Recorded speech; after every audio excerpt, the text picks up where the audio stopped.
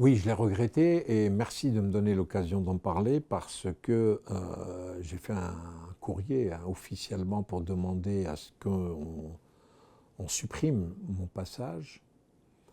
Vous savez, les journalistes de complément d'enquête, lorsqu'ils sont venus me voir, sont venus me dire, juste après le départ de Bruno Retailleau du ministère de l'Intérieur, ils sont venus me dire que à ce jour, il y avait un déséquilibre des déclarations, il y avait beaucoup plus de déclarations françaises extrêmement hostiles à l'égard de l'Algérie et du président de la République et qui voulaient rééquilibrer les choses.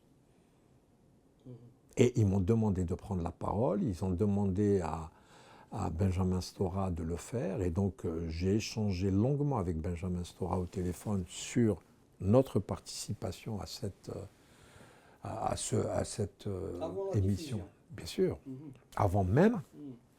qu'on nous interviewe. Hein. Benjamin Stora a été interviewé longuement dans un endroit symbolique, il a longuement parlé. Moi, j'ai reçu ces journalistes pendant de nombreuses heures à la mosquée de Paris et très sincèrement, j'ai vraiment voulu leur faciliter les choses. C'est-à-dire que je me suis dit que c'est l'occasion, à travers une chaîne publique comme France Télévisions, de remettre un peu les choses, je dirais, dans leur réalité, etc. etc. Et j'ai parlé à la fois de mon attachement pour le président Abdelmadjid Tebboune, pour qui j'ai un profond respect, pour qui je suis redevable, moi, parce qu'il a toujours eu une vision du rôle de la mosquée de Paris qui n'est pas d'agent d'influence comme on l'imagine, etc. C'est tellement bas et c'est tellement insultant à l'égard d'une institution religieuse de considérer qu'elle est agent d'influence de qui que ce soit. Mais la mosquée de Paris est une institution religieuse extrêmement importante qui n'est pas là pour être instrumentalisée pour des jeux d'influence. Et donc, moi, j'ai joué le jeu complètement. Et à un moment donné, c'est posé la question de savoir qui allait occuper le fameux fauteuil rouge qui conclut, je dirais, cette émission de complément d'enquête. Et on m'a sollicité, j'ai refusé. Et Ségolène Royal également été sollicitée, elle a refusé parce qu'elle considérait qu'il y avait un certain nombre de propos qui étaient vraiment désobligeants jusqu'à injurier le président de la République algérienne.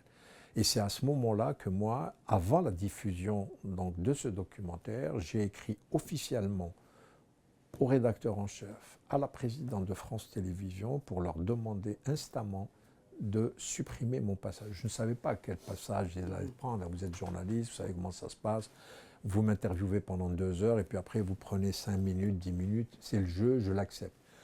Mais j'ai été profondément vexé, touché parce que le but de cette émission était véritablement c'est ce qu'on m'avait dit, de rééquilibrer, alors pas de faire une propagande pour l'Algérie ou de dire, c'est pas le rôle hein, d'une émission de ce type, je ne suis pas naïf, mais au moins rééquilibrer les choses. Entendre quelqu'un qui vient injurier le président de la République, c'est scandaleux. C'est-à-dire qu'on n'est plus dans le travail de journaliste. Vous êtes journaliste, vous savez quel est votre devoir, quelles sont vos obligations entre journalistes, qui est d'abord et avant tout l'objectivité. Vous devez recouper vos informations, vous devez donner à vos lecteurs ou à vos téléspectateurs une information objectivement vérifiable. Insulter un président de la République, c'est ça, participer à un travail pour le service public. Donc j'ai trouvé ça vraiment indécent.